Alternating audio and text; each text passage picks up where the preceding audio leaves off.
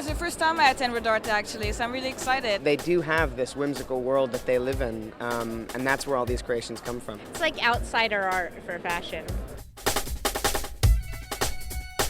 Deconstruction, reconstruction, it's what fashion designers do. But you can trust Kate and Laura Malevi to put their own spin on that. The process makes them think of Frankenstein, and this season Rodarte has made some very beautiful monsters. Deconstruct, reconstruct. It's a bit strange, but it all comes out to be really beautiful.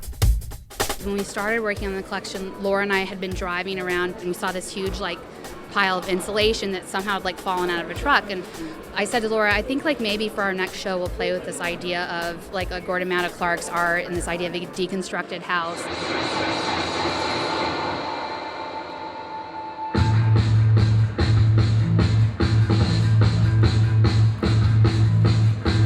I get an aura of science fiction out of it. Sci-fi like rock star. I mean, it was amazing. And that Edward Scissorhands leather jacket I thought was incredible.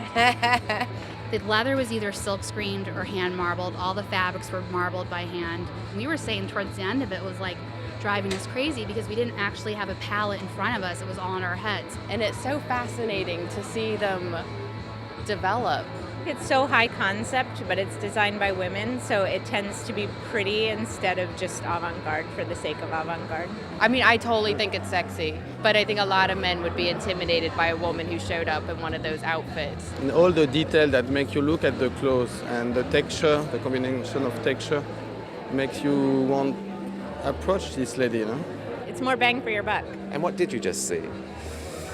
A future explosion through the eyes of Kate and Laura for Rodarte. There's a lot of charisma in saying this is what we're doing and here it is and voila, and I think when you nail it the way that they did, then people will respond to it. We are lucky to be witnessing these girls in New York, out of New York, and I so look forward to seeing what they're going to do in the future. The next thing that will be around forever, House of Rodarte.